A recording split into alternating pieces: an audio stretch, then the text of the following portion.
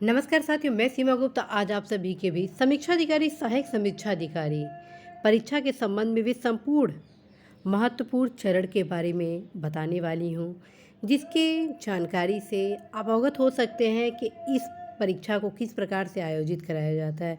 इस परीक्षा में किस प्रकार से प्रारंभिक परीक्षा, मुख्य परीक्षा का आयोजन किया जाता है और किस प्रकार से इस परीक्षा में आप सिलेक्शन प्राप्त करते हैं। आइए जानते हैं सबसे पहले प्रथम चरण। साथियों, इस परीक्षा में के प्रथम चरण जो कि प्रारंभिक परीक्षा के नाम से जाना जाता है, जो कि क्वालिफाई होता है, आप यहाँ पर देख रहे हैं इस परीक्षा के प्रथम चरण में साथियों प्रारंभिक परीक्षा का आयोजन लोक सेवा आयोग द्वारा कराया जाता है, जो कि क्वालिफाई होता है। एक निश्चित कट ऑफ के अंतर्गत आपको क्वालिफाई करना है, तदुपरांत आपको मुख्य परीक्षा में बैठने का सुअवसर मिलेगा। तो पहले आप जानिए प्रारंभिक परीक्षा के बारे में। प्रारंभिक परीक्षा में साथियों 2 प्रश्न पत्र होता है। प्रारंभिक परीक्षा में 2 प्रश्न पत्र होता है और ये 1 दिवसीय परीक्षा होता है। प्रथम दिवस में ही ये दोनों प्रश्न पत्र से संबंधित प्रश्न पत्र आपको हल करने होते हैं। मॉर्निंग टाइम में आप सभी के बीच सामान्य अध्ययन का परीक्षा आयोजित कराया जाता है, जिसमें 120 प्रश्न पूछे जाते हैं और यह माइनस मार्किंग होता है। ठीक है। द्वितीय प्रश्न पत्र आपका सामान्य हिंदी से संबंधित होते हैं और इसमें 60 क्वेश्चन पूछे जाते हैं और इसमें भी माइनस मार्किंग होता है। साथियों, क्वालिफाई का मतलब भी आप जान लें। क्वालिफाई का मतलब ये नहीं हुआ कि 33% आप प्राप्त किए और आप क्वालिफाई हो लिए, और कट ऑफ का ये मतलब नहीं हुआ कि आप कट ऑफ की दृष्टिगत तैयारी करेंगे, क्योंकि कट ऑफ का निर्धारण आपकी योग्यता पर सुनिश्चित होता है। कट ऑफ का निर्धारण उस वर्ष शामिल हो रहे योग्य अभ्यर्थियों के औसत से निर्धारित होता है। तो आप अपनी तैयारी संपूर्ण अंकों के दृष्टिगत करेंगे, तत्क्रम में साथियों आप इस परीक्षा को क्वालिफाई करते हैं। जब आप प्रारंभिक परीक्षा की तैयारी करते हैं साथियों, तो ये ध्यान रखें कि आपको 2 प्रश्न पत्र की तैयारी करनी होती है, सामान्य अध्ययन और द्वितीय सामान्य हिंदी। सामान्य अध्ययन के अंतर्गत आप सभी से इतिहास, भूगोल, राज्य व्यवस्था, अर्थव्यवस्था, विज्ञान, पर्यावरण, पारिस्थितिकी और साथ साथ उत्तर प्रदेश के क्वेश्चन भी पूछे जाते हैं, करेंट अफेयर्स के भी क्वेश्चन पूछे जाते हैं। इसके अतिरिक्त मैथ और रीजनिंग के भी क्वेश्चन पूछे जाते हैं। और सामान्य हिंदी के अंतर्गत आपके क्वेश्चन होंगे, विलोम होंगे, अनेक शब्दों के एक शब्द होंगे, पर्यायवाची होंगे, तद्भव तत्सम होंगे, विशेष विशेषण होंगे। इस प्रकार से साथियों सामान्य हिंदी में आपके 6 टॉपिक इसके अंतर्गत होते हैं।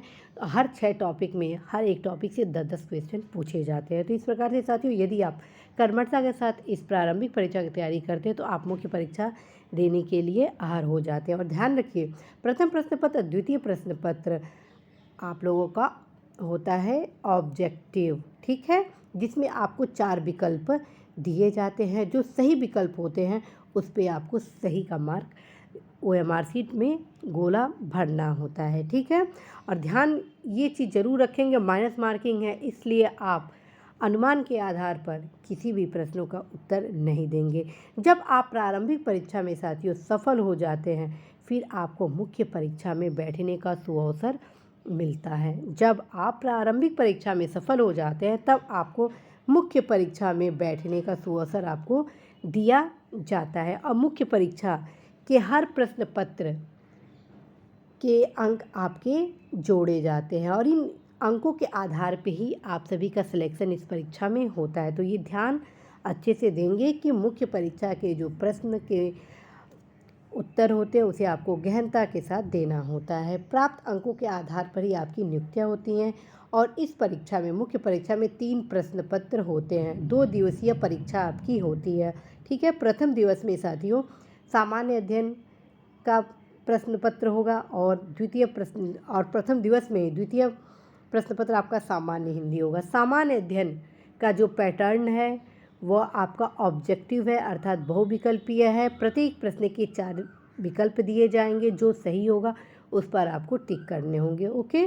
दूसरी चीज़ साथियों ये भी अवगत कराना है कि सामान्य अध्ययन के जो प्रश्न होते हैं वो सेम प्रारंभिक परीक्षा से मिलते जुलते होते हैं, इसलिए जब आप प्रारंभिक परीक्षा की तैयारी करेंगे तो इतना मजबूती से तैयारी करिए कि मुख्य परीक्षा की भी उसी समय आपकी तैयारी हो जाए। अब हम आते हैं सामान्य हिंदी के बारे में, क्योंकि इसका सिलेबस थोड़ा सा यहाँ पर चेंज होता है। कैसे चेंज होता है?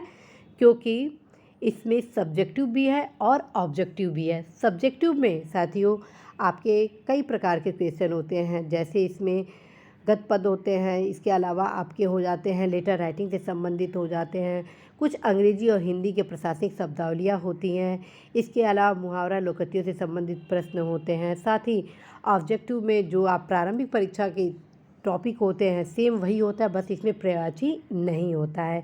अब आते हैं द्वितीय दिवस पे। द्वितीय दिवस में साथियों एक प्रश्न पत्र होता है, और वो एक प्रश्न पत्र कौन सा होता है? हिंदी निबंध। ठीक है, हिंदी निबंध में साथियों 3 निबंध पूछे जाते हैं। हिंदी निबंध में 3 निबंध पूछे जाते हैं और आप सभी को 3 खंड उपलब्ध कराए जाएंगे। 3 खंड इसके लिए आपको दिए जाएंगे, जिसमें कई निबंध होंगे, हर एक खंड में 3-4, और उसमें से एक निबंध आपको सेलेक्ट करके लिखने होंगे। ऐसा नहीं है कि आप एक खंड से 2 निबंध लिख दें या 3 निबंध लिख दें, आपको प्रत्येक खंड से एक एक निबंधों का चयन करना होता है। साथियों निबंध की तैयारी के लिए ऑलरेडी मेरे द्वारा आप सभी को अनेक ऐसे मार्गदर्शन क्लासेस उपलब्ध कराए गए हैं, जिनका उपयोग करके आप निश्चित रूप से सफलता प्राप्त कर सकते हैं। साथियों ये भी अवगत कराना है कि आप सभी के बीच मेरे द्वारा 21 टॉपिक इसी से रिलेटेड बताया गया है, जिसका उपयोग करके आप अवश्य ही तीनों खंड से बेहतर निबंध लिख सकते हैं। तो आप अवश्य ही उस क्लासेस को भी अटेंड करेंगे। तो साथियों इस प्रकार से जब आप मुख्य परीक्षा के चरण अर्थात द्वितीय चरण में पहुंचते हैं तो आप इस प्रकार की तैयारी को देखते हैं। जब आप इसमें एग्ज़ाम को दे लेते हैं, और कई हमारे युवा साथी जो अतिरिक्त परीक्षाओं के संबंध में विकल्प का चयन किए रहते हैं, जैसे सहायक समीक्षा अधिकारी, तो उनके लिए टाइपिंग टेस्ट की भी अधिमान्यता दी जाती है। तो तृतीय चरण में सहायक समीक्षा अधिकारी के पदों हेतु अनिवार्य अधिमान अर्हता है तो हिंदी टंकण की परीक्षा का आयोजन किया जाता है। जब हिंदी टंकण का आयोजन हो जाता है उसके बाद साथियों फाइनल रिजल्ट आता है, जिसके आधार पर आप सभी का सिलेक्शन होता है। साथियों ये भी ध्यान रखें, जो सर्वाधिक अंक पाते हैं वो उत्तर प्रदेश सचिवालय के लिए सेलेक्ट होते हैं। ठीक, उसके बाद जैसे जैसे अंकों में आपकी कमी आती है वैसे वैसे नीचे के अन्य संस्थाओं में आप सभी का चयन आरओ एआरओ के लिए होता है।